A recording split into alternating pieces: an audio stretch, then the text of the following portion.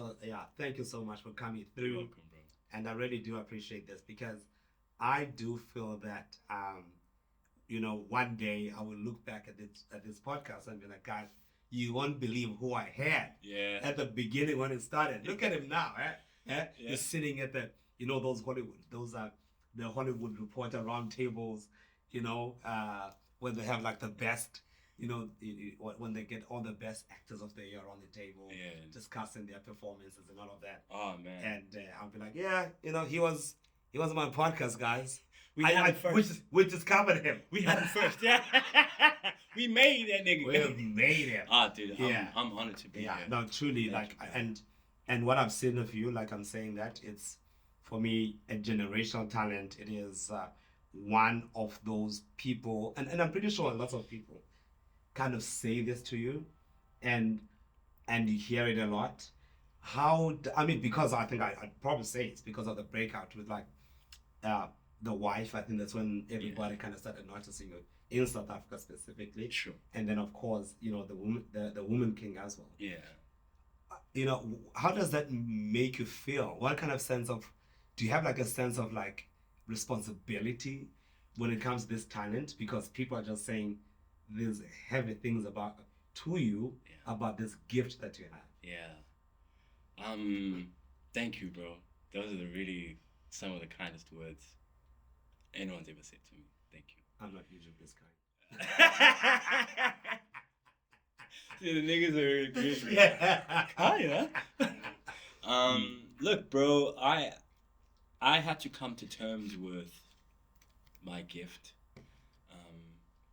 And I always say, like, in past interviews, if you like just read up on like, my statements in PR or whatever, I was always like, this was never my thing, But I think the product that we have now is a result of like, when you make a soup, when I was 16 I wanted to be a rapper.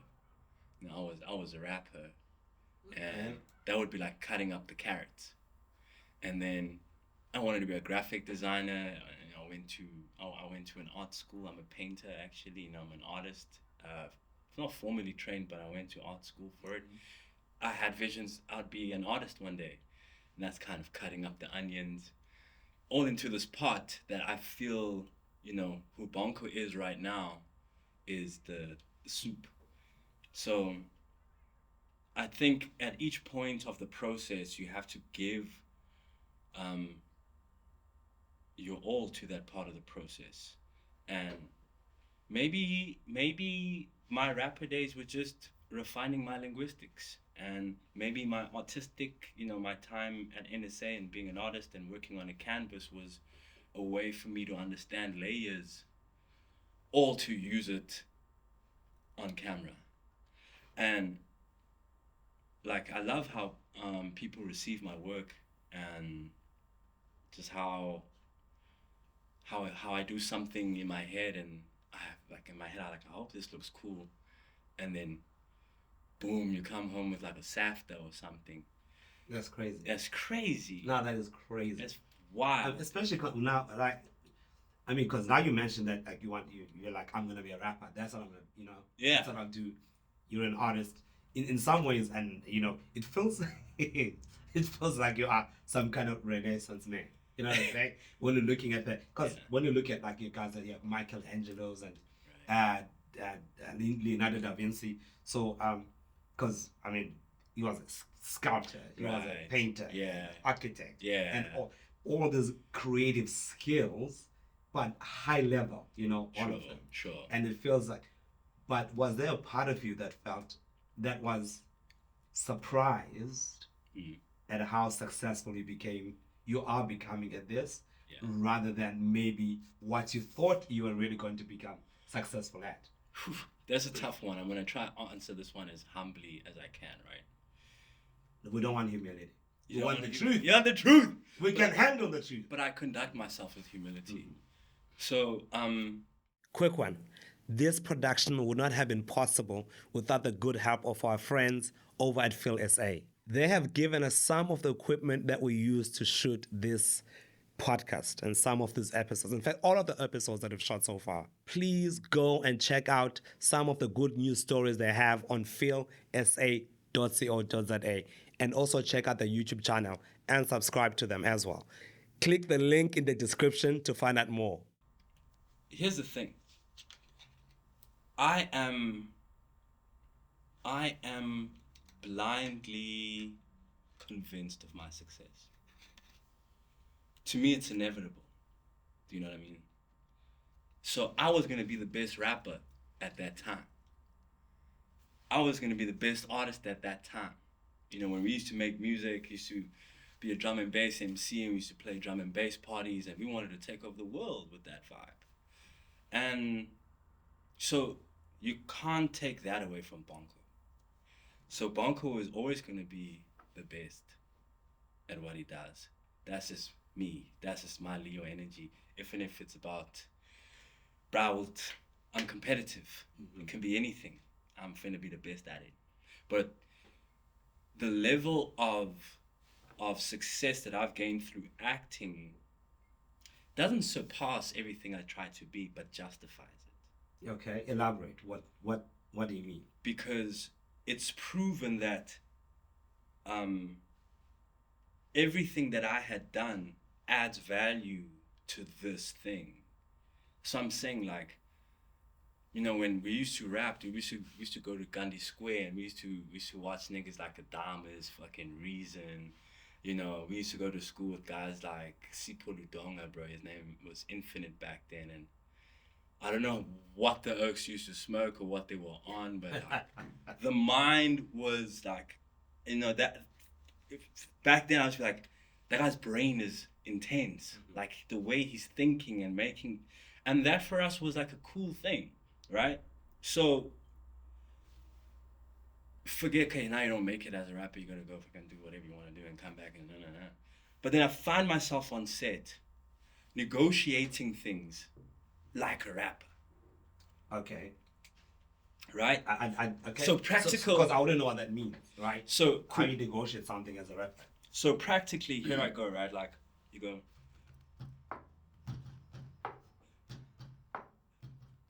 Yo, dun, right? Mm-hmm. If I'm hearing a beat, I'm like, I'm trying to ride in this thing. Yeah. Now there's 7 brothers in a room. Abdul is like, Windsor's like, Dada's like, blah, blah, blah. It becomes music. You're like, okay, so how do I ride this?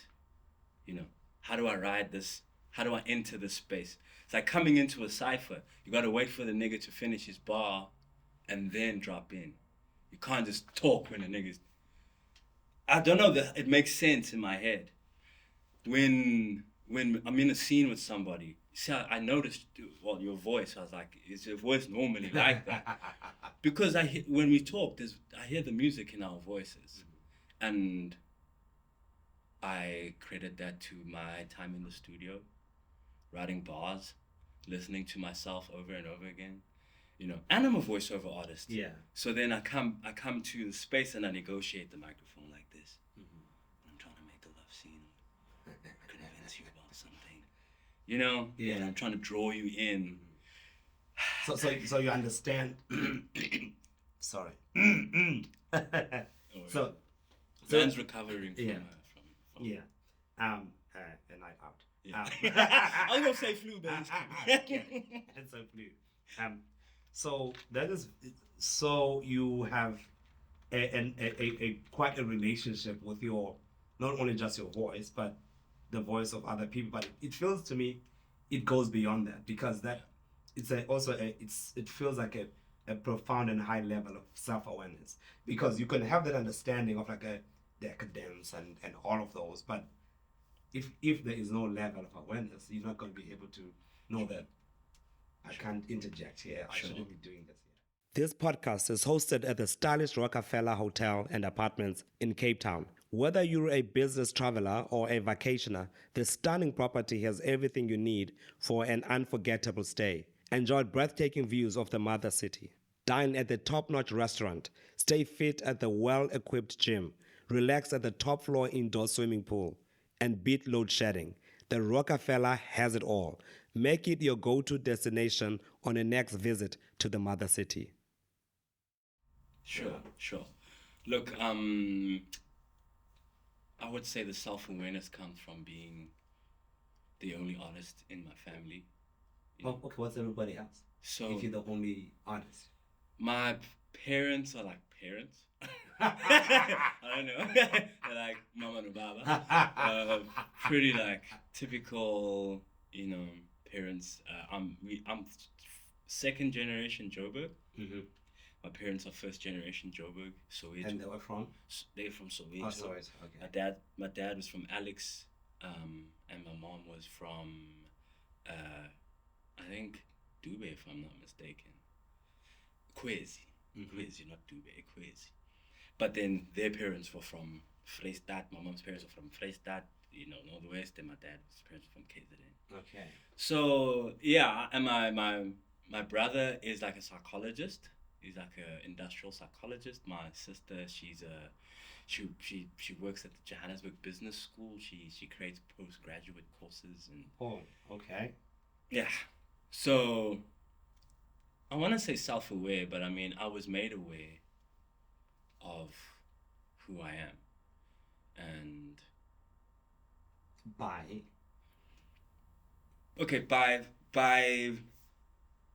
virtue of, let's say, relation with the people around you. I didn't play like sports, my nigga. I wasn't that nigga, you know. So in the house they like soccer. Yeah. Yeah. Well. Yeah. And I'd just do weird things that just like, okay, he's different. Yeah. We would choreograph after every movie. Choreograph a young routine. And we'd take that as serious, bro. Look, I knew the Mask, the movie. Like, oh wow, like, that's a classic. You even watched it, kids? Yeah, that's the Mask, Lion King. We knew the words. So we used to spend a lot of time in front of the TV. It was just, and I used to think it was the generational gap, because I was born 1991, which I feel like is a cusp. Yeah. In our country. Yeah. But not really. I realized that, yeah, bro, like, I think differently. I try to solve things differently I'm a right brain, eh? Right brain's creative. I think so. Yes, right? Yeah, right brain's creative. Yeah, it is. Our resident expert is saying it. Yeah. And I'll just say, like, my whole family is left brain, dominant. Okay. Dominant. Very logical, process driven, and all of that. And then you come there, you are the artist. Yeah, dude. And I'm like, this thing. Whoa. And did they, like, I'm assuming that they're like, okay, he's different. He's going to get into the arts. And was that, I mean, evident, to them that, like, okay, he likes rap, and I don't know if you dress differently. Yeah. You were. Yeah. I've blocked my personal Facebook, but the people that are still there can scroll down, and I keep it for myself. So like, what the hell? That is fantastic. Yeah, dude, like, it was the dress sense, I had dreads for a long time. Who didn't? Yeah, even me. Yeah, dog, and my hair's gone now. Used to be hang out with like wild crowds, dude. We used to be into punk rock. We was in a band. Punk rock. Yeah, dude. We went to drum and bass. So what did you drama? You drama? Nah, drum and bass is a genre. No, I'm saying you. Me. What did you in the band? Yeah. No, I was a vocalist, bro. You're the vocalist? Yeah. Hey, instruments? Any instruments? I play guitar now. You play guitar? Yeah, I learned to play guitar. See, the Renaissance man. I'm correct. Thank you. I wanted, like, I would have been. I wish I was, but I think no, dude. I'm just a nomad, really. Someone who's trained in different spaces to do one thing. There are Renaissance people, because when you say high level, I imagine someone. Who can I make an example of? I don't know. It's also, being a Renaissance man in this day and age can be messy, But yeah, like, there's a lot of Renaissance people now, influencers, actors who sing and DJ and dance, and make brands. Well, sometimes it's just that sometimes it's that the other aspects are just not as prominent, right? Yeah. And just because it's not prominent doesn't mean it's a high level talent. Sure. Okay. So, and I think maybe that is how I'm understanding what Got the you. essence is. Sure. You can be real, and I mean, when I use examples of Michelangelo and Leonardo da Vinci, they were just ridiculous. Yeah. I think in every aspect. Right? Yeah. Right? So where it's almost like if you're you influence an entire generation, Sure. not just a generation, like how they conduct themselves after you. Yeah. So that is very different, right? Yeah. But I still think that there's a level, to it. So, but what I want to ask you, right, because you are very aware and clear of the fact that you will be successful, and it's evident, right? So, how do you think? What guardrails do you have around yourself? Whether it's like an internal guardrail, or are there people around you who are keeping you within yourself? Because success can be a double-edged sword, right? Yeah. Where it either can turn one into something even if they don't recognize, or it makes, because I think that success, you can't stay the same. I don't enjoy that whole thing when people say that, like, oh, but you change. Of course we change. We're supposed to change as people. I get you. And so now if you're saying it, and how do you keep those guardrails around yourself to make sure that you don't become something you just can't recognize anymore when you look back? It's a bit of everything, though. I won't lie. I think my biggest guiding factor would be the vision I have. There's no one who's really gonna show me my dreams. You might show me like something close to it, or a version of it, or variation of it, or even Khaya's version of it. That I suppose so. Exactly the same. I suppose what I mean, sorry to cut you, because what I do mean is not the dream that you have. It is where it's so it's very interesting. If I look at, for example, I don't know if you saw Madonna during the pandemic posting videos like of her adopted child. Yeah. And you could see as like this person lives in a bubble. Yeah. She's been so successful. Yeah. That there are no people to tell her, sure. You know what I'm saying? Yeah. Yeah. And but then you also have like very successful people like Denzel. Denzel, to me, feels like a normal person, sure, despite his success. Got you. Right? Yeah. So this is the question that I suppose I'm posing. Okay, so I'll try to answer it to my best, bro. Like, I think, hear me out. Like, when I say I am blindly convinced. I love that. Do you know what I mean? Like, I'm 31 years old, bro. There's still nothing besides death that feels like it can stop me remotely, right? So that's one thing. That's the gas. That's the energy. And I've learned that, like, okay, cool. With more success, there's more work to be done, and then you're gonna kind of have to onboard people who can share that vision with you and protect that vision. And even that, it's a negotiation. You can have team members who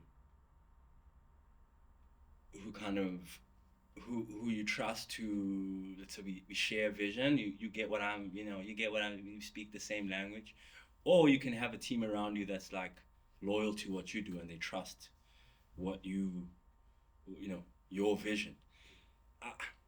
I'd say, for example, nobody hate me for this. For example, like you said, cool. Let's talk about Denzel. That whole thing is created as well, right? So Denzel has people around him that tell him, look, my fam, this works for you. And when I say works for you, is that the ricochet rings back to dollar signs, to success. You wouldn't want a ricochet, then like it flies out the window. So whatever you're doing is working for us, which is the family man, whether he likes it or not, and we'll never know because the day we split Denzel.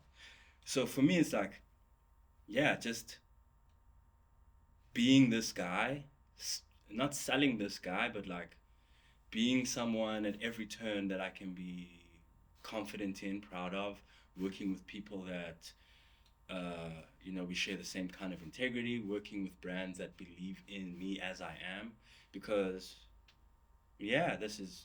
it's inevitable, whether you on it or not. It's like, it's going to the moon, bro, in my head.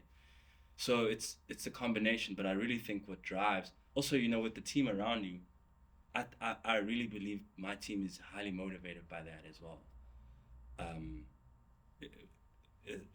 By the idea that like, this nigga's, he's about it, and I really am. And sometimes it's like, maybe I'm too about it, because. What do you mean when I say too about it? What, are there some consequences, or are there some dead bodies left in the way, or what do you mean when you say that? When I say I'm too about it, it's like I also want to create a collaborative environment, right? Part of my story as well is that I played rugby for a very long time. Okay. Like Lions level. But you just said you went into sports. Yeah, not. What does that mean? Not like and now the black family sports. Now the line, like you were like provincial level rugby. Yeah, so okay, I'll go back to my story. I only joined NSA in grade 10. So grade 8 and 9 I was at World President waar ek rugby gespeel het. Okay. They had a scholarship. So that's one thing. But like I've been playing rugby for a long time, and I've had, when we were never friends like just me and you, we're always like a group of friends. We're always at least 5 niggas in a squad of friends. When you say you've got friends, so that whole thing is like, it's so ingrained in me to have a productive ensemble of people building one vision. But you gotta give everyone the chance to do what they do, and then there's sometimes I have to step away from being the architect and being the product, and that comes with anxiety, because you're handing over. Mm-hmm. For someone like me, I think for someone who didn't feel like, not just I have all the answers, but who didn't feel like they've got it, like they see it as clearly as I do, would probably like relinquish some of that control to people. But then I feel like most times that's like part of the things I work on, is to inspire the people around me in a way that, that gives them also an opportunity to be their best and do their best. But then sometimes like, hey, motherfucker, you better do that shit, right? No, but it just happens. And sometimes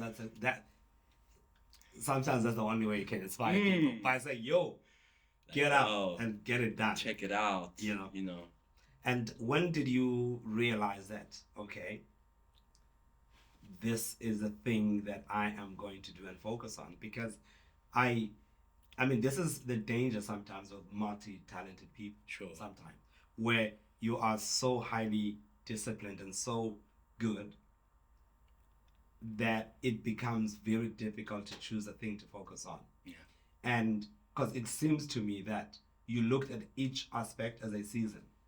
Yeah. So it's like, okay, this season's for this season's for that, and now this is what. So all those other seasons were a step towards this stage that I'm finding myself on, or I've driven myself, found myself, and and maybe like this is going to be multi-layered question, which is, what made you fall in love with acting, if you are in love with it? Okay, so it's a friendship I have with acting.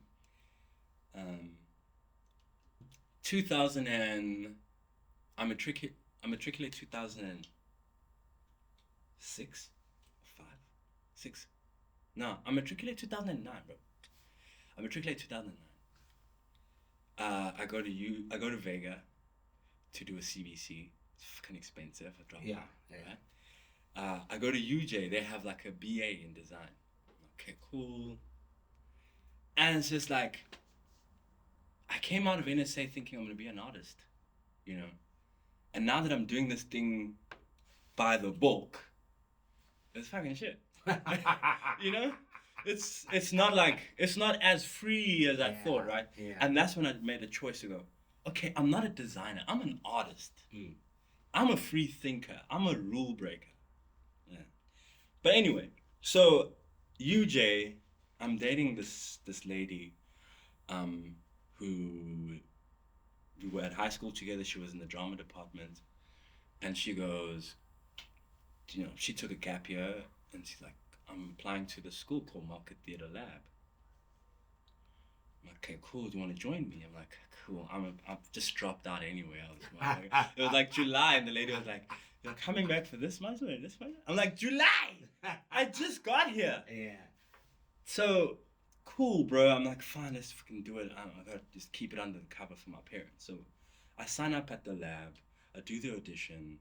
You know, it's Market Theatre Lab. It's like a 2-year course in theatre and whatever. Bruh, do we not break up like severely? And okay, I'm like, hey, shout. Are you still going to the school? She's like, nah, bruh. Moving to Cape Town. So I'm like, okay, screw it, right? I'm gonna be a rapper. January, February, mid-February, I'm doing my thing, hustling in the streets, doing whatever. They call me like, bro, you coming to the school? You made it to the school. Are you coming? Like, school started like 2 weeks already, bro. Like, okay, whatever. Rock up there, homies are in tights. Like, Shakespeare, niggas doing. We did a play called Itsu Sing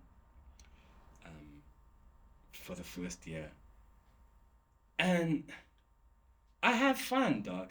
One thing I liked about it was that we come here and we fuck around the whole day. Mm-hmm. But there's an order in fucking around. There's an order in this chaos. When you look at us from far, I identified with it, that when you look at us from far, it's so strange. But if you engage us in the material, you'll find that there's actually something deeper going. Yeah. Because we'd look at these kids, you know, we were still at the bus factory in Newtown. And the bus factory had like a jewelry school, a photography school. It had us. And we were like the weirdos. Yeah. You know, I mean, it was fairly artistic. Yeah. It's the whole environment. The whole environment. But it's like, hey, love a bit drama. Because, you know, hey, you're like, what's going on with these homies? And it was like a simplistic lifestyle, bro. I had like the clothes I had on, like a bag of black clothes, a towel, you know, and maybe my toiletries. That's how I go to school. And it's almost like this traditional format of writing down. We worked with muscle memory. Mm-hmm. We were downloading things physically through rehearsal and repetition.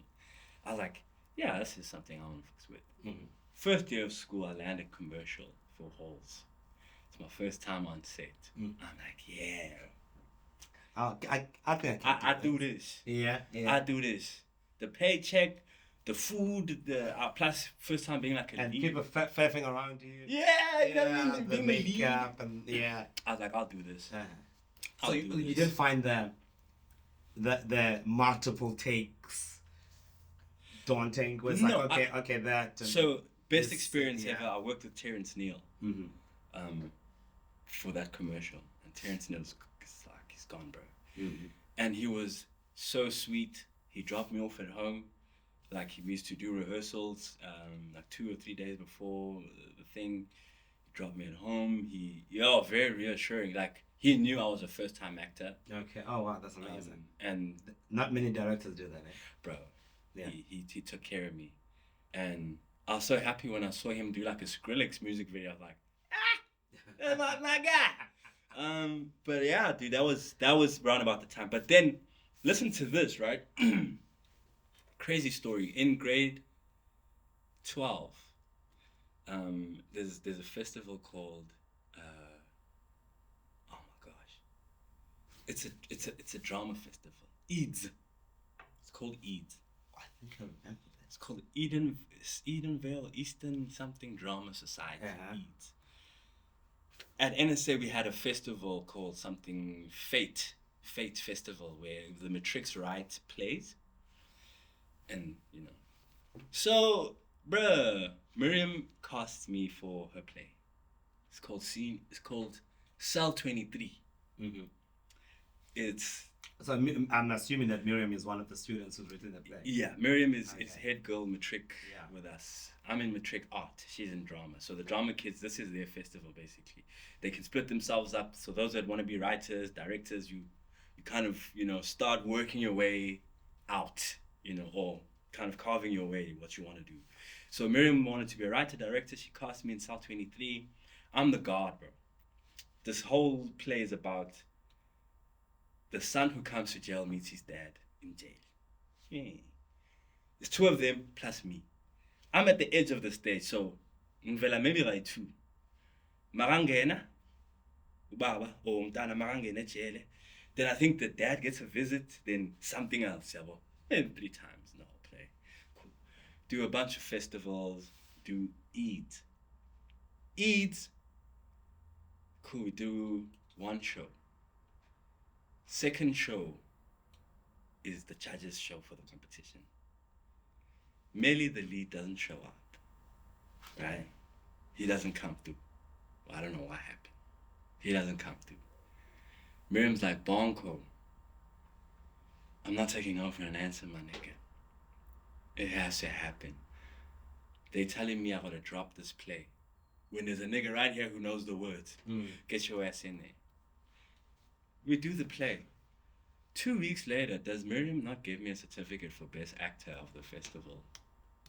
I was like, But seriously, after matric, I still took that thing, I threw it away, and I went to design school. And I went straight to Vega. Yeah. It's so weird, right? And then, I mean, do you think that why is it? Because it seems like, okay, at the time, okay, this seems, I don't know if that's what you're thinking at the time or not, because in some ways, going to do the marketing or whatever, Vega, it seems like a more clearer and more certain direction than the arts. Yeah. I mean, of course, because I'm raised in a home where everyone goes, passes matric. I mean, my brother did his license, first time everything. Like first time license, then I think the next week, learners next week, like no Georgia, you know. So I have mad pressure, dude. You know, my sister right now is doing an MBA, like right now as we speak. You know, 2 kids and everything, but still like they heavy academics. So it was like what felt like doing the right thing.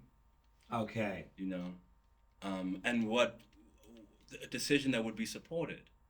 We all want to feel like we belong, like we're part of something. So to my parents, that's like, yes, of course. Well, and they killed themselves for that Vega, bro. That we had to do the UJ. Yeah.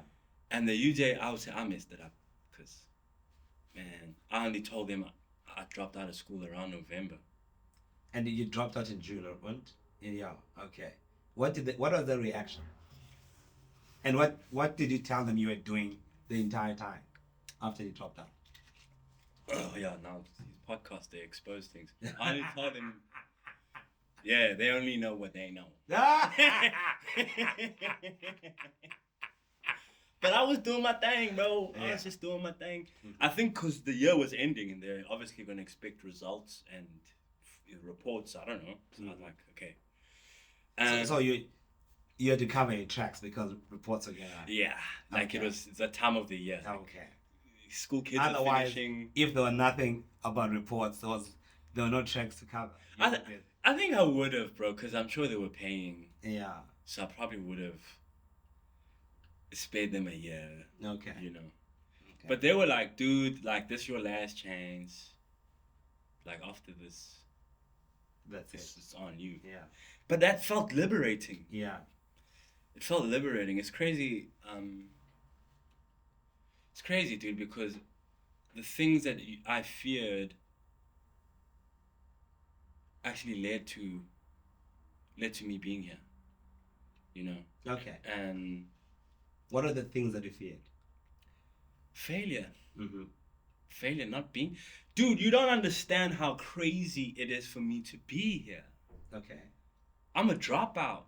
I'm a loser, bro. Like, I ain't got, like, nothing. I'm the dude who failed at rap. I'm the dude who failed at this and failed at that. You know, like, I would still be that nigga, like, out there, like, yo, bro, let's make it happen. This, you know, it's crazy.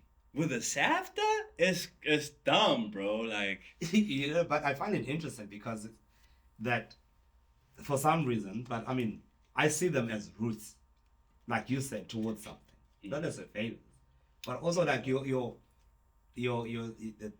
it's funny because sometimes you can be so certain of success, right? And this happens to me, so I don't know, but I'm talking about myself here. Yeah. Where I can be so clear and certain that I think it looks like success is 98% guaranteed. Yeah. Right? Yeah. But then there's always that thing. Yeah. That says it could all come down like nobody's business. Yeah. And there is, so what is your certainty also linked to a level of trepidation? Yeah. Sure. I mean, I've seen rock bottom. Mm-hmm. I've seen rock bottom for sure, dude. Mm-hmm. And what did rock bottom look like for you? Yo, man. We used to do we used to be bad back then, dude. You know, I used to drink. We used to party a lot. We used to get involved with drugs, and I think just all pulling, wanting to feel something. And it's crazy because like there's no better high than like happiness or contentment or like the feeling of knowing that like you are enough as you are. And you have that when you know rock bottom kind of strips you of, you forget that about yourself. Yeah. I mean it strips you of these grandiose ideals. What's humility, bro? To you? Well, humility to me is, this is how for me, my humility is accepting and understanding that there is a very, very large part of my existence I have no control over. Okay. And then I have to surrender myself to those elements and not be so arrogant to think that every single aspect of my life and my destiny is in my hands. Got you. There are elements of it that are, so the small things that I do to ensure that, you know, I succeed, you know, I take care of other people and all of that. But for me, that's what humility is. Yeah. Understanding that, you know, there are also other human beings around who are also struggling, that I don't have to be pushing around because there is something that I want. I got you. You know. I got you. So how do you define it for yourself? So I would define humility as the understanding of oneself in your truest self. It's understanding that you ain't shit. Like, yep. You know? Yeah. So my humility has a lot more to do with myself than other people. Because I hear what you're saying, right? And I feel like we will meet at a crossroads somewhere with our ideas. Because how my humility will extend to the next person is always based on my own self-perception. You know? When I understand that I ain't shit, you know, it makes everyone else fucking more shit than me. You know, more of the shit than me. You know, when I know that like I'm the least important in this room, I already afford everyone more than me. And rock bottom has a thing to, when I say strip you down, it stripped me of grandiose, unrealistic, dream-like ideas of who I am, what I can achieve, what's possible. I'm working at a pace that I know I can achieve through repetition, rehearsal. You know, I mean, my things and work have gotten so in sync, but like the repetition of things I'm doing, I'm moving in a way that I'm confident that I've done it before. Like, I will never tell Tabang or Wesley to do something that I don't trust, research, or have done before, you know, or have absolute, you know. But then the confidence masked with the humility gives you, I think, something quite interesting where the energy, imagine I confidently shared with you all my humility. What would that do to you?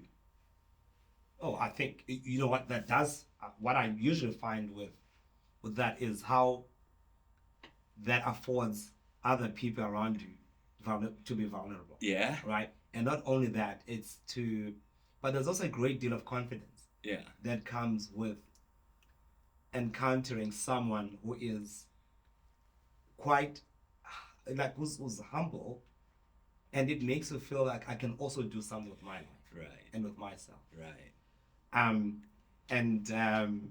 it's quite, I mean, I think rock bottom tends to humble. And I don't know what it is sometimes that we need.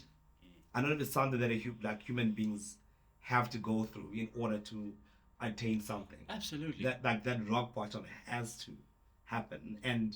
But also it is how you handle that moment when you're at your lowest. Yeah. That is, because there are people who have to experience multiple lows, multiple times, and they still do not attain that level of humility. Yeah. And then life just keeps smacking them. I hear you. And the crazy thing is that we all have a responsibility to that center, right? If we think of it this way, right? You found the world this way. The world functions without your conscious input. Doesn't need you. It doesn't need you. But yet your existence is a function, right? And if you have been stripped of what you think you are, right? And you align with what's left with you. Yo, dude, it gets quite interesting because you'll understand that everything that you're interpreting is you, right? So what you perceive as sad or someone struggling, like my heart breaks when I go back to KZN and I see, like, you know, how my family's staying in the house and the conditions, but they're not, right? And that's what I'm saying. Humble, dude, is when you have nothing and you understand what you really have. Because I'm like, in my head, I'm like, we should do more here. There should be more things. And to them, it's like, but dude, this is enough. This works. And then I ask myself, what is this conflict now? Because I want to change things, but they're okay. What is that doing to me? What am I learning from this? From this encounter with this sadness, but I can't, you know, there's a function that you're doing to me. You know what I mean? That's resolving, I think, a collective human thing. You know, you spoke about, I mean, that rock bottom thing, and that immediately took me to Necktie. Yeah. Right, because that's the movie that got you a nomination at Tribeca Film Festival thing. Yeah.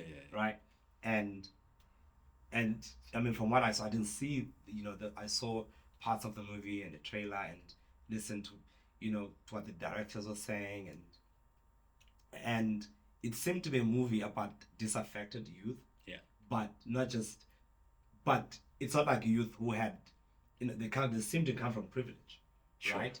And so, and they come from this privileged existence. And when someone is looking from the outside, it's like, but it doesn't make sense that you would be dissatisfied with what you have. Yeah. And what are you looking for? What is this thing that you say? So did that role that you play, the character there, was this post or pre rock bottom, or what inspired you to actually take that role and take it the way you expressed it? That's hilarious, bro. That was rock bottom. Santa Maria. Okay. that was the fucking basement, bro. Dude, I'm selling drugs out of my Beetle, right? Like, living in Ponty, 51st floor. High enough to do something stupid if I need to, you know. Sibs calls me, he's like, dude, we're doing this thing. Sibs the director. Yeah. Because he did a short film with me involved, and next thing came back like, oh, more money, wants to shoot the feature. So I'm like, my nigga, I'm out here, I'm on the road, you know, I'm on the road, bro. He's like, just come do this thing for me, it's gonna work. Bro, I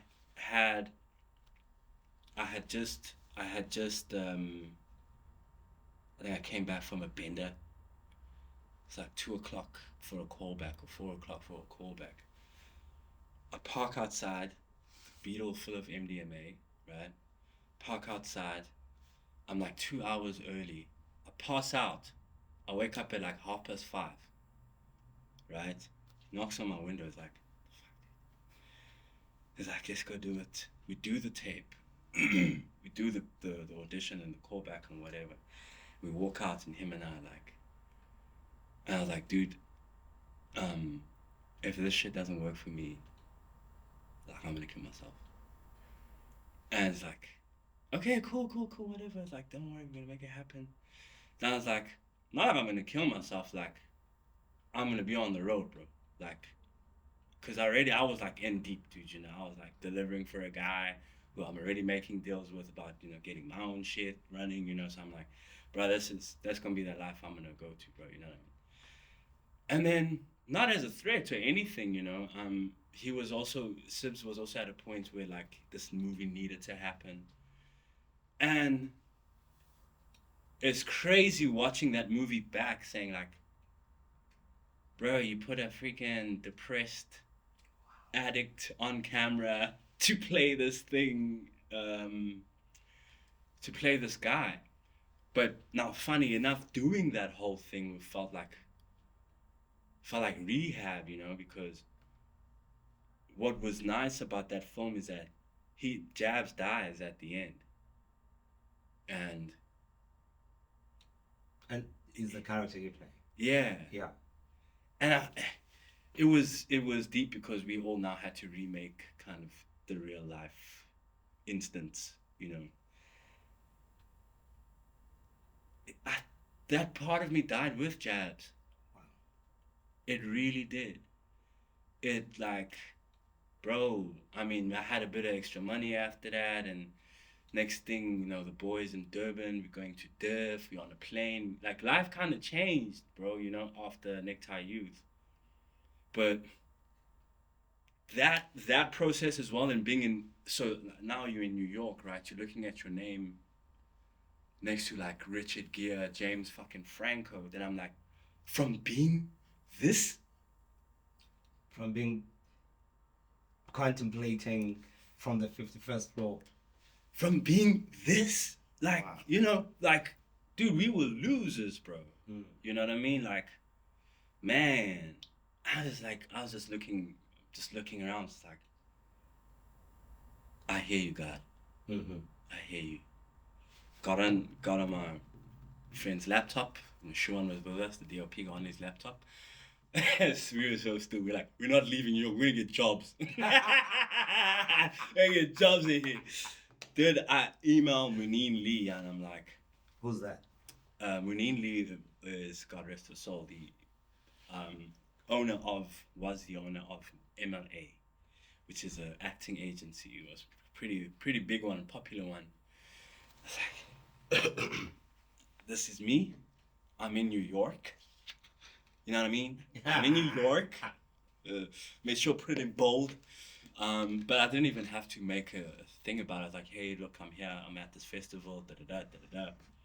And then she called me back when I landed. Like, yeah, things changed. Like, yeah, old Bonko really died with jabs. But then even after jabs, there was a whole nother fucking rock bottom, shit, dude, we were caught with drugs on us, and I spent a night in a holding cell, and like I had this chat, bro, with, I don't know who you call, like, your higher self, God, but like a full-on dialogue, like, bro, you ain't that nigga. Mm-hmm. You ain't that nigga. You ain't this nigga. In the sense of like, you ain't shit, bro. You ain't cool. Your cool shit's gonna land you up here and it's not nice. Mm-hmm. So it's that thing of like, telling yourself like, yo, dude, I wonder what situation brings a human to tell himself, I ain't shit, bro. I ain't that cool. I'm sorry. Like, to myself, like, I'm sorry to myself, like, bro, I'm not that nigga. I don't know how I got you here, body and mind. I don't know how we landed up here, but I'm an artist. I'm a painter, dude. What the fuck am I doing? Landed up in the wrong place, dude. Wrong places. And yet again, another movie got me out of that, or a series, Agent calls like, bro, where the fuck are you? I'm like, bent, 5 days or 3 days bent, bro. She's like, pack all your shit, you're going to Durban. Get to Durban, I don't even know why. They hand me money as scripts like Roots. I'm like, Roots? Oh, yeah. Roots? Yeah. I don't even know what Roots was. I'm like, Roots? At the table reading, I'm like, Kunta. I heard that. Kunta Kente. I heard that name before. Even then, that whole experience was like, how? Yeah. How the hell are you there? You don't even know what Roots is. Wow. What are you doing in this? And I had to learn this friendship with acting. Mm-hmm. I had to learn. So it's so strange. It almost feels like it's like, okay, I'm old enough to remember a TV show that was called Rescue 911. Yes. That thing's been trending lately. I've seen it. Yeah. So, and I think William Shatner was a voiceover, artist. Yeah, look tonight on Rescue 911. That was him. Yeah. So he'd be walking around Rescue 911. But it feels like at that moment, it's like and then it's like a 911 moment. Yeah. And then you get revived. Yeah. It's like you've been like, when they put those, what are those things? Your heart. Yeah. And yeah. It was that close. To humble me. Yeah. To humble me. If anything. But also, I think for me, there's also a greater humility in listening to that moment. Yeah. Even if you had to listen to you had to learn the lesson maybe twice or whatever. Yeah. You learned something from it, and you had to pick yourself up from it. Yeah. I mean, it picked me up. One thing that I can say is that acting has grace for me, bro. A lot of grace. The day I chose to finally just do acting for sure, I was a director at Clearwater, directing promos for a while, and Clearwater, the agency. Oh, okay. It's like a promo directing company. I'm being laughed at here. No, so we're like a promo company. We do promos, commercials, and stuff like that. So I was a junior director. And one day I get this brief for the show called Professionals. I professionals figi. Sapopa. I professionals, ne? Patala. Like 6 months of this office job. for maybe 4 weeks of work. So I was like, if this is the leeway I need, because obviously now my life is obviously like, scaled. There's an order. Yeah, or scaled to, this salary. And I'm like, if this thing can give me like 4 months, that's not stupid, that's smart. Mm-hmm. And I did it. And yeah, dude, like month 3, something shows up, and then get a bit ahead. But then now I'm just like, I think we're in a relationship with this thing because I've accepted it. Mm-hmm. I'm no longer, because remember, like, how I spoke about my entry point to it. It was always been like, you're blasé. Yeah, but now it's like it's something you took for granted. Hella, bro. To a certain degree. Hella, bro. And so to a degree, you'd say that. So do you think you had some relationship with depression before that? Yeah. Yeah. And it is what really took you out of it. The acting. Well, obviously, a bit of self-work too in the process and self-examination. Yeah. Yeah, it is. Also, acting allows you to understand yourself by virtue of understanding another human being. So if I'm playing Khaya, like, I really need to figure Khaya out, and then I'll know like what things me and Khaya share, and then I'll know who I am. Mm-hmm. But I work on so many other people, and I treat my work like a canvas. Like, I really want to put the work onto something and put it away from me, that I can also enjoy it. I feel like some actors get so immersed in the experience where they try to, I don't think an actor has to intellectualize a performance or, put everything into it, bro. I'm an artist. I'm really a splash and turn back and because I also I'm quite dynamic. I like to, I'm open to improving. Like, I'm a rapper, I freestyle, bro. So maybe halfway I'm like, nah, let's go this direction, So I treat the process like that. So I can't be fully immersed in it, because then there's that traveling time of going in and out. So I do a lot of the groundwork before, so that when I'm on set, I've got a bag of tools where I'm just throwing shit at the director, and he's like, oh, love that one. Maybe not that one. Oh, remember that first one? Bring that one and this one, But yeah, like the acting and I we've even recently, like now, like I quit a job. I left a job, and one would think, What are you thinking? No, I'm saying one would probably think like, yo, dude, he's screwed. You know? Not really. Is it the job I think you're saying you quit? Yeah. Okay. Yeah. The wife? I left the wife, yeah. Oh, okay. I left the wife. All right.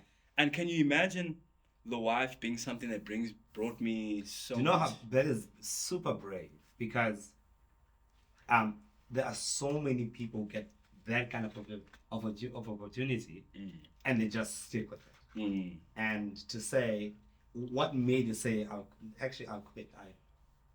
I think that same idea, right? That same belief. Yeah. Like, I don't wake up saying, the wife is going to bring me success. Yeah. I wake up saying, I'm going to be successful, Donam. Beautiful. When are the wife, when are the husband, when are the uncle? And it's a pity that, like, things didn't work out the way it is, because I would have loved to have finished it. But I wasn't in the space. Yeah. I wasn't in the space. So, but also, I also wanted to go back to that. Yeah. So to finish this, you must finish this thought. Yeah. But I also wanted to go back to saying that even now. Yeah. Yes. Yeah. Yeah. Yeah.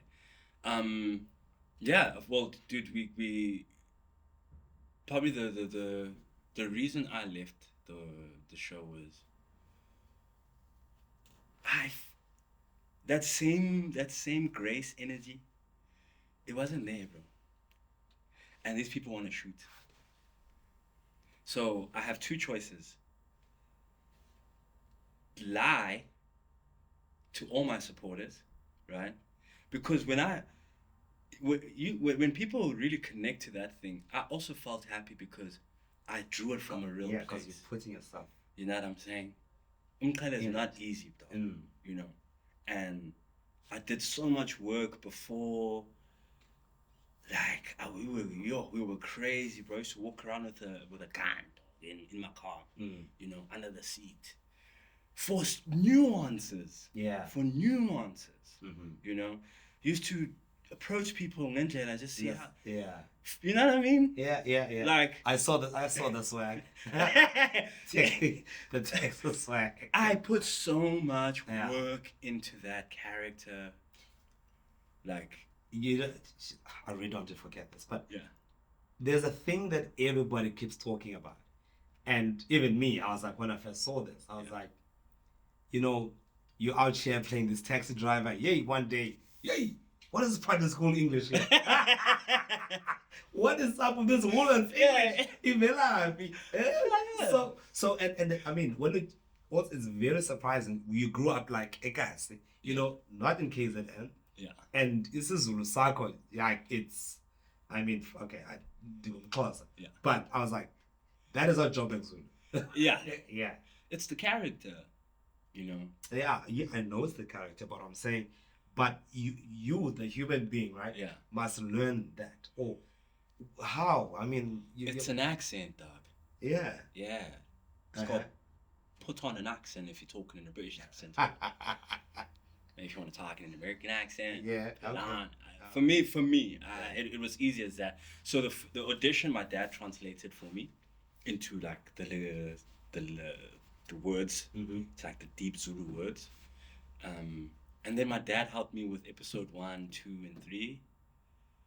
And then I was like, wait, Dad, stained glass, please translate this for me. And then they translated all the rest of the scripts for me.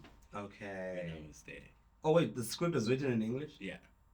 Scripts are written in English. Santa Maria. Okay. Yeah, scripts are written in English. And I mean, you saw what Abdul did with that character. That's. you have to. Yeah. Translate that for yourself. Well, by season 2, I think I could. You know, like I used to get very anxious about, hey guys, where's my scripts? Yeah. By season 2, when we're in the thick of it, you know, it was. It's already second nature. Yeah. And sorry, you said you quit the job, and even now, I want to go back to that. So, even now, right? One would be like, for me, I'm looking at my life on the timeline. I'm like, you're dropping out again. It's like UJ all over again, or it's like whatever part of my all over again. But then, you know, I got to work very soon after that. I was like, yo, maybe me and this thing have a bond. Yeah. Yeah. It always calls you. Yeah. It's like the, what is it? It's the burning bush with Moses. Yeah, it stays on. Yeah, it's like, and it's not to give me things. Yeah. You know, to empower me, to humble me. You know, because you know I did a film last year, which was a humbling experience. It wasn't nice. It was a humbling experience, bro. It was my first like action movie. Oh, the Woman King. Nah, fam. No, not the Woman King. Okay. I got something for you, Doc. Oh, I got something for you. Oh, it's still coming. Yeah. Santa Maria. Okay. All right. And it was like my first. Oh, wait. Yeah. I'm taking a wild guess. I'm gonna take a wild guess. Okay. Is it an international movie? No. Oh, okay. It's not international. No. Damn it! I was gonna say I thought it was a Tom Cruise movie. Oh no. I thought it was Mission Impossible. No. They had rap by the time we started. Okay. Damn it! I wish I was right. So I got taken out of that into a humbling experience, where I would say with the wife, And I could feel with the Safta slowly, like, a sense of... It is inevitable. Yeah. It is inevitable. Like, the sense of I want to say, it started to feel easy. And that feeling... What, the role? The role. Okay. And then that then inspires a certain attitude to the work.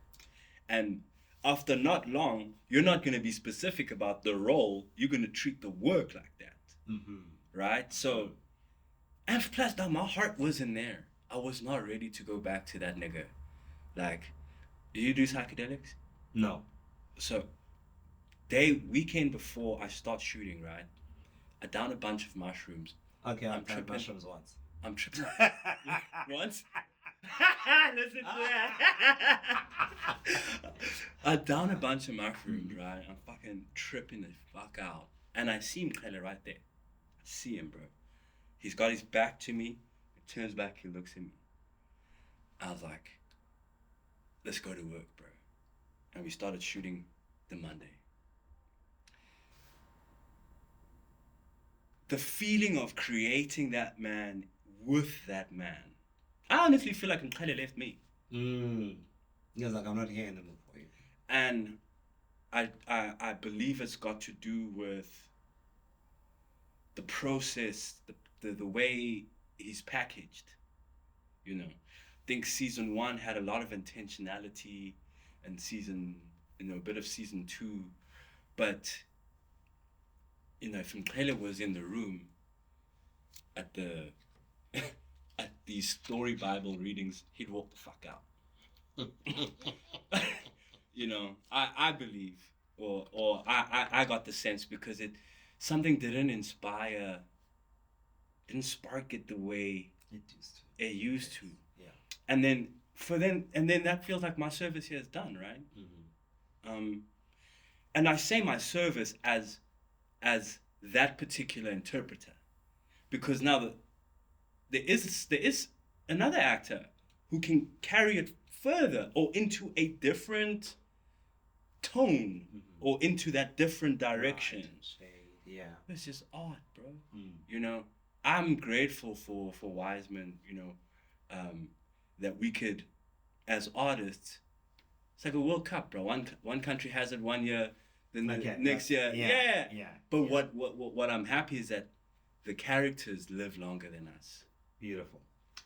What does this quote mean to you?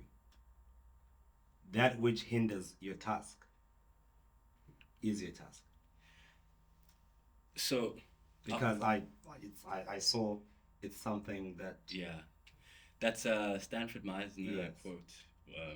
An acting teacher. Yes, she's an acting teacher. Was. Mm-hmm. That's how I live life, dude. Mm-hmm. That's how I live life. If you think there's more to do than what you're doing right now,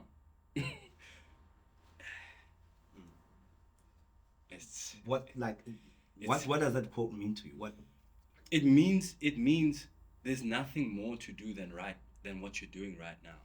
Mm-hmm.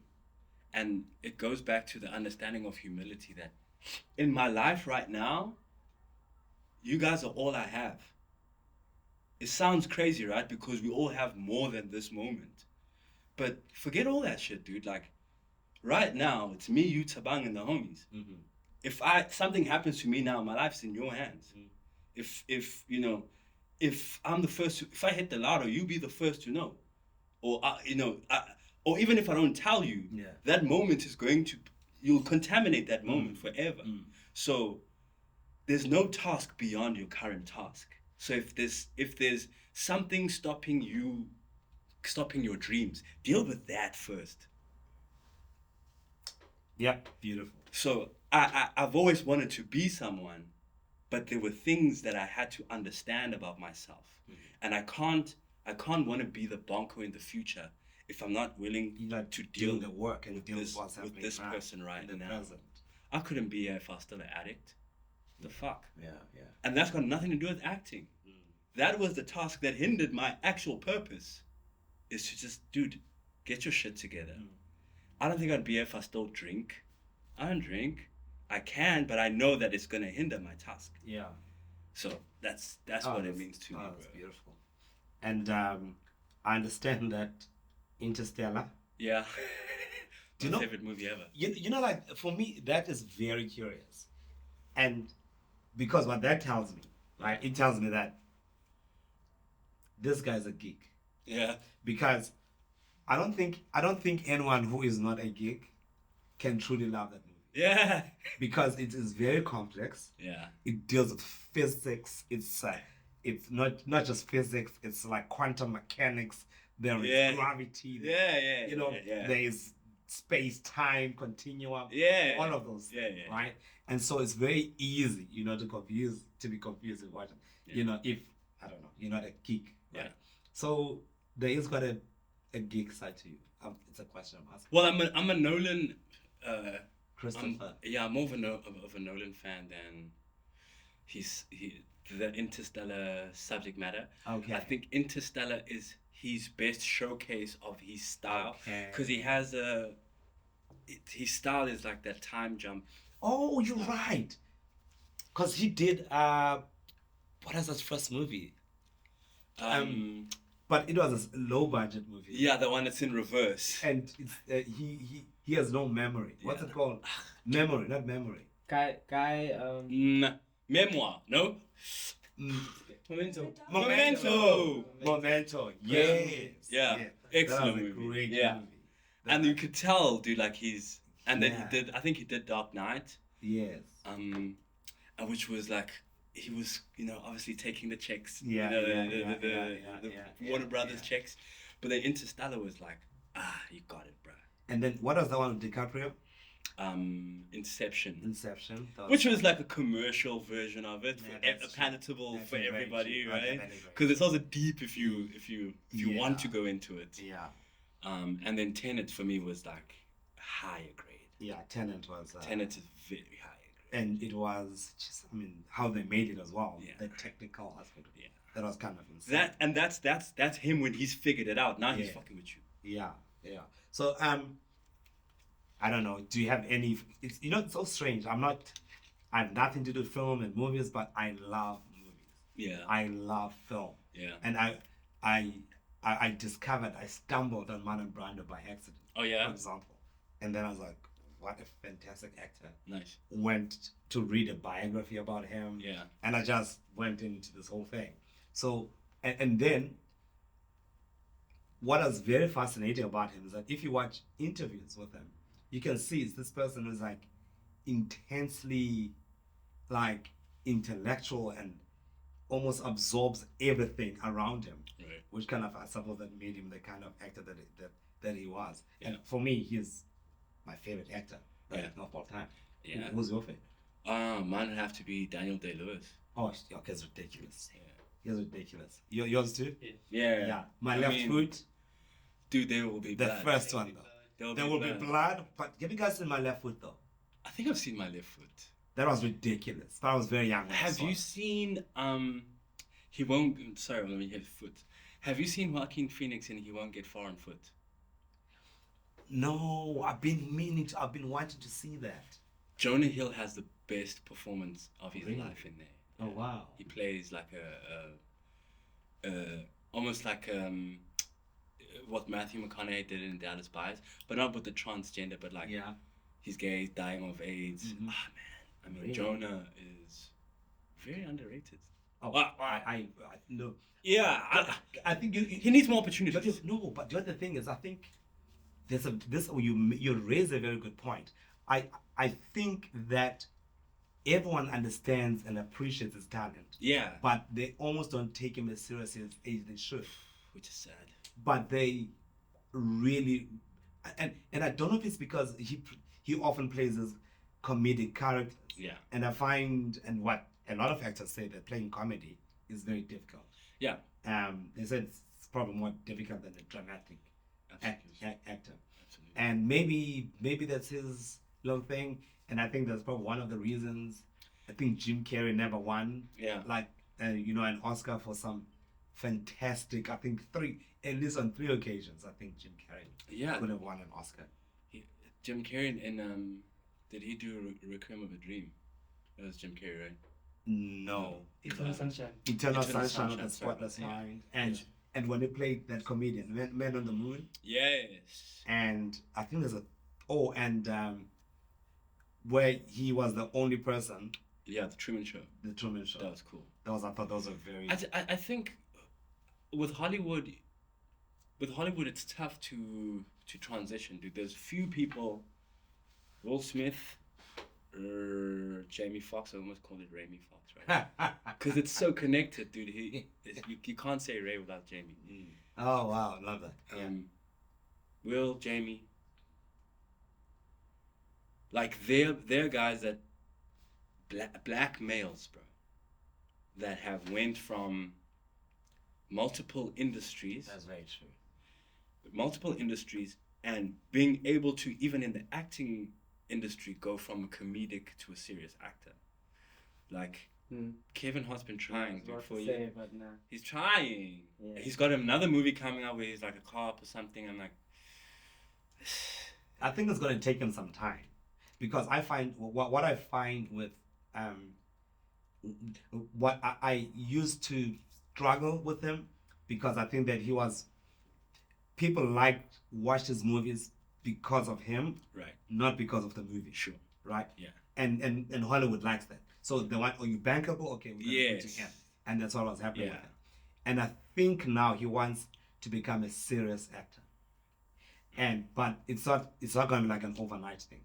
He's going to have to take very particular roles where he's a bit calmer and, something that doesn't really come that naturally to him. Yeah. And if he perseveres, who knows? Well, he'll surprise us one day. I mean, also, if you want to be, I think you can't be too eclectic. You can be eclectic in nature, but then if you're looking at someone like Kevin who's still doing shows, right? It's tough. You have to really. Yeah, doc. I mean, Jamie also made the choice eventually to be like, okay, I can't be doing the shows. Yeah. I can't be out in public making people laugh.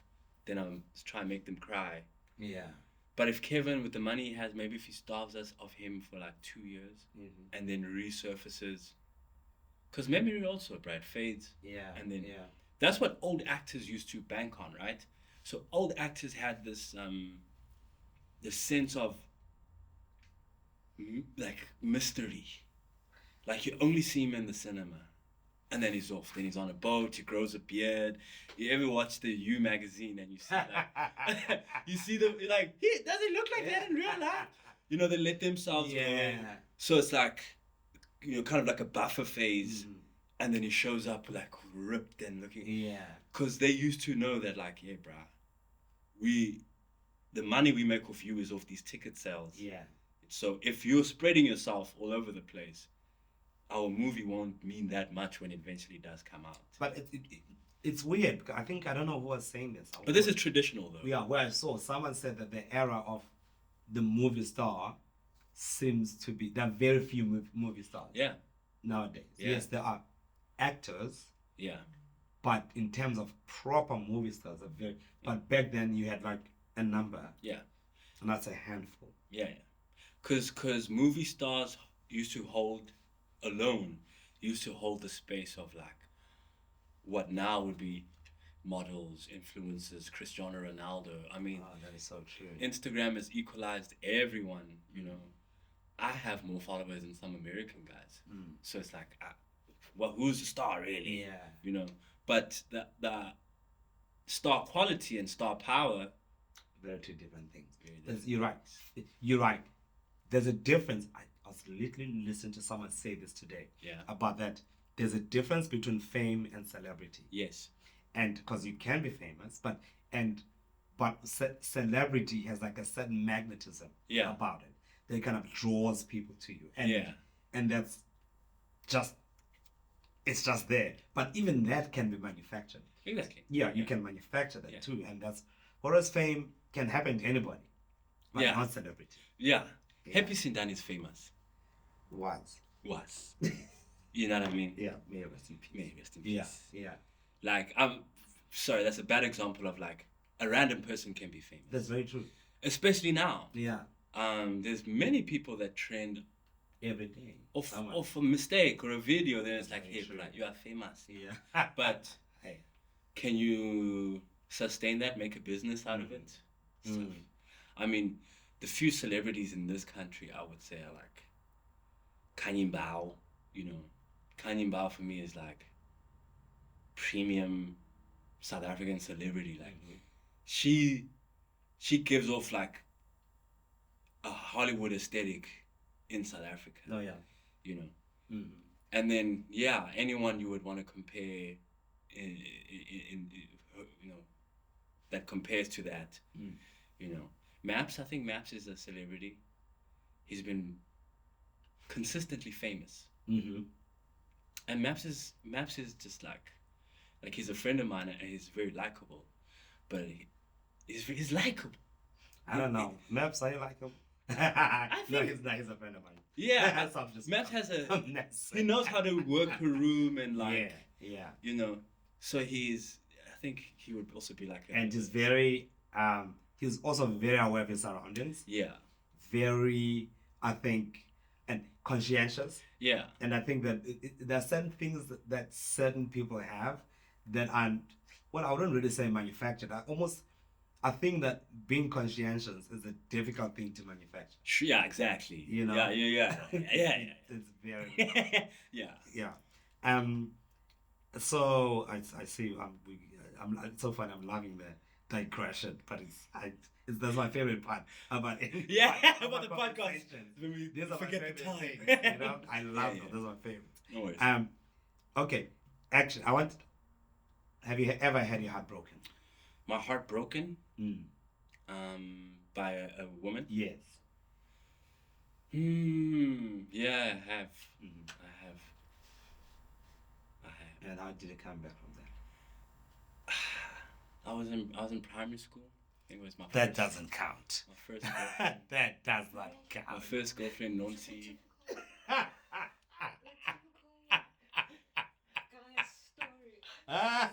That's when we feel it the hardest. Bro. Yes. It stinks. Yes. It stinks. Yeah. I don't even remember why Nancy and I broke up, but it was like sad, bro. I was like, I was just that kid, you know, just like crying in the bathroom, R&B song. And we used to write each other love letters, but lyrics, you know. Okay, yeah, that's how I'll write the lyrics. That's old school love. You know, and it's like there's a breakup song too, bro. So now it's like, hey, read the breakup. But and that was pretty much you know the biggest heartbreak. Otherwise, I didn't date a lot, bro. We were consumed by rap music, bro. Music. Yo. You were dating music. Dating music, bro. Yeah. It's dating the game. Married to the game. Okay. And then I think here, do you know that there is one thing that I feel I can do better than most actors? Who? Acting, me. There's one thing. What is this? There's one thing I can do, guys. An acting thing. An acting thing. Yeah. Okay. I need to take my glasses off. Oh, damn. Guys. Okay. Acting blind with your eyes open. Acting blind with your eyes open. With your eyes open. Okay. So where is it? Okay, I need an object here. I need to act. Please look into the camera. Okay. Now, you gotta watch and see if I am convincing. Okay. As a blind person. Okay. Huh? Watch. What do you mean? Huh? Huh? Yeah. There's my Oscar. I'm blind. Blind, man. See, there we go. Like, Okay. I could have played Ray. Yeah, I could have played Ray, man. Can you play keys? Can you play piano? No. Damn. I can't play piano. But because Jamie does play the piano, sings. Yeah, that's it's ridiculous. I can't. How do you do that? What's the trick? So the trick is, it's like do you know how I saw, how I could do this? Yeah. I loved Center for Women. Okay. and Al Pacino. I don't know if you've seen Center for Women. I haven't. So Al Pacino plays a blind man in that movie. Yeah. But he doesn't. He's not wearing glasses. Yeah. His eyes, yeah. And what I noticed is that what it does is that it's almost like he blurs. So he doesn't focus on anything. So he almost like looks further than or closer than it should be. Yeah. So he doesn't focus on anything. Yeah. And then what you do is like you dart your eyes very quickly, back and forth like this, and that's what you do. No. You don't move your eyes around. It's almost like you're trying to look at. Okay, this is an acting class. That is really so funny. That's why being a director. So now you're gonna look at this ball, but you're not focusing on it. But your eyes they just darting back and forth, like side to side. But it must be blurry, and it's a hard thing to. I'm not a good director. Oh, yeah. Okay. Yeah. Okay. Oh, okay.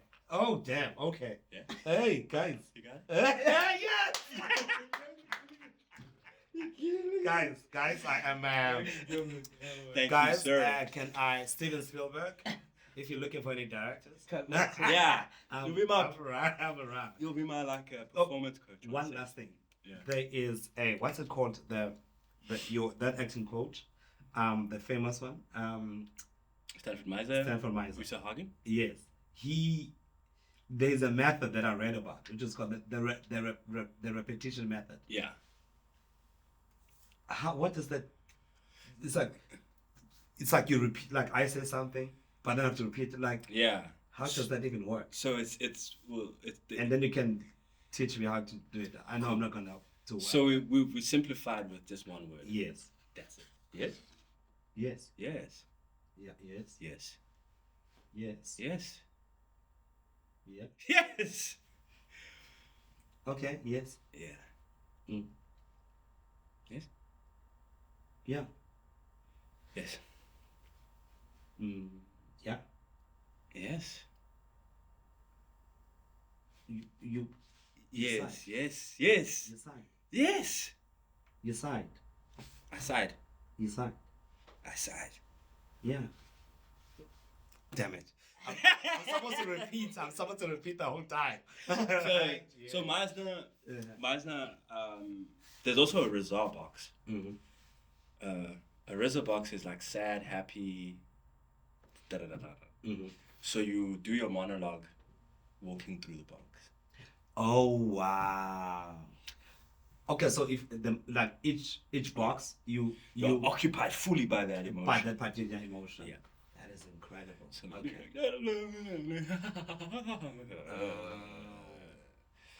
But this is also nice for But then for dialogue, for rhythm. Yeah. Go 1. You go 2. 2. I go 3. 4. Go back to 1. Oh, 1. Okay. 1. 2. 3. 1. 2. 3. 1. 2. 3. 1. 2. 3. 1. 1. 2. Yeah. Oh my word, this is okay. It's yeah, and it looks like you're messing around, right? Yeah, from a distance. You're like, yeah, this is messing around. Acting is like a serious thing, but that kind of develops and creates something. So, what is the dream, or what kind of roles do you prefer, if any? And maybe what role you're like, I would have loved to have played that role. To have played? Yeah. Locally or? Anyway. Played? I'd love to have played... I'd love to have played Michael B. Jordan's role in Creed. Oh, wow. Yeah. That is okay. I see it. Yeah, I can see. No, I see it. Yeah. I see it. I felt it too, man. Like, I connected with that story. Just felt like I'd even sit on my own. The hoodie. No. Oh, wow. But he did an amazing job. Mm-hmm. Yeah. And then, was it my favorite word? What did I say? Favorite role? Oh, favorite role. No. Your what stories do you like to tell? Action. Oh, that's how. Oh, dang, yes. Bro! I'm still in the point of exploring. I just came out of TV. TV drama. Yeah. Which had a bit of action. I had fun with that. I just did a full-on action movie. Like my character had 4 stunt doubles. Like one fighting double, one motorbike double. Jeez. I just did this. Which is fun. Which was a cool experience. I want to do more of that. But I'm into psychological, I want to say thrillers, but it's like psychological. When I saw this, when I see the character you play, the wife, I can see that. It's so funny because there your character is very it's quite intense, right? Because very intense, but I can feel the shift of emotion there, all the time. Yeah, and it's all here. Yeah. And then sometimes you can see that there is a threat, a physical threat, but it's all just in the face. Yeah, and you haven't done much. Yeah. And it maybe just like drop off a shoulder and those things are easy. They look so easy when you say it. Yeah. Your problem, Yeah. The problem is that when you make it look like it's easy. Yo, I try. Yeah. I did a masterclass with Showmax. Well, I just gave it away.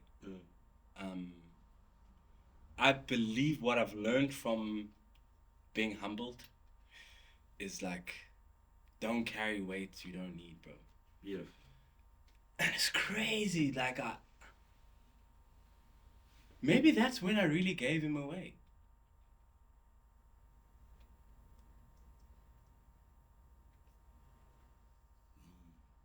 Could have been. Wow. Cause I was I gave it away, dude.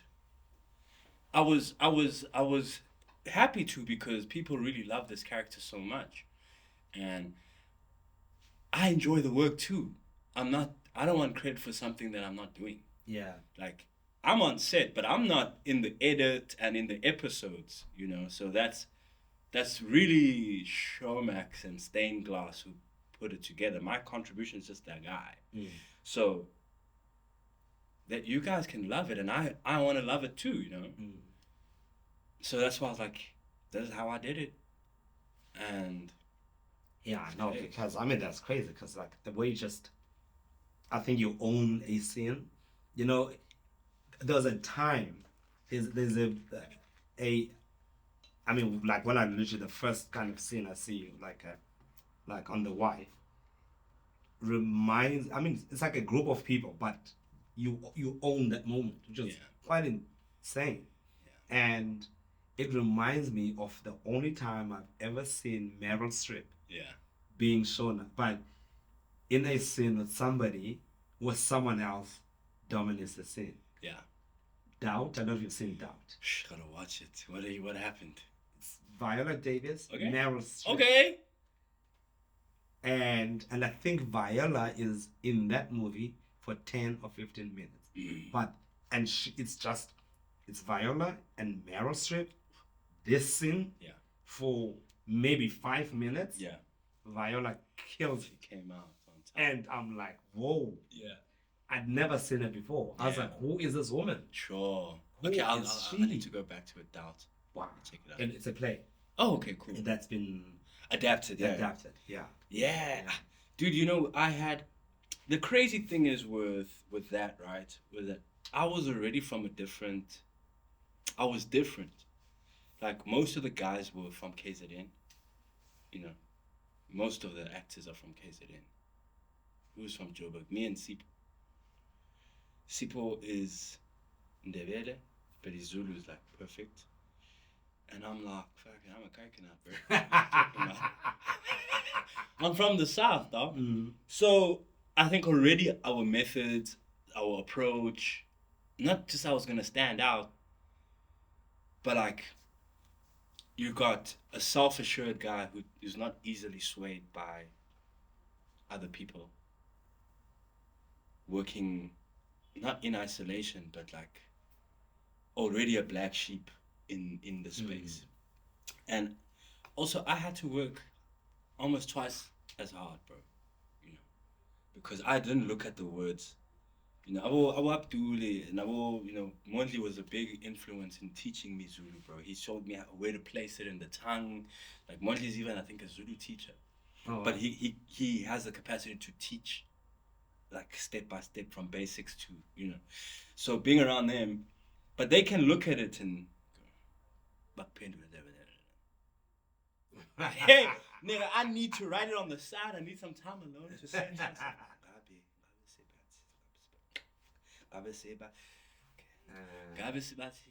Then he would correct me even. Like, yeah. So like the takes that you see are like the good ones. Okay. You know. But that's my job. I'm not the character, yeah. I don't have to be. Yeah. But the character, yeah. Yeah. I think I'm perfectly fine the way I speak. Yeah, but you know, to honor the character and the work, it had to just be that way. Yeah. But I just want to say again, thank you for coming through, and I cannot wait for the next big things. Yes. That are coming. So yeah, I know nothing, but can't wait. Yeah. Yeah. I really, really cannot wait. And thank you, bro. Like I said, thank you for spending this much time with us. And is there like because I mean, the podcast is called Leave a Message. Oh yes. Yeah. Is there like a thing that you want to leave with us who are watching and listening to you? Quote of the day. Y'all want a quote of the day? Yeah. What can I leave here? Give all you can and take only what you need. Nice. Peace out. Thank you. There we go. That was fantastic. Yeah? Amazing. Yeah? Bye, guys.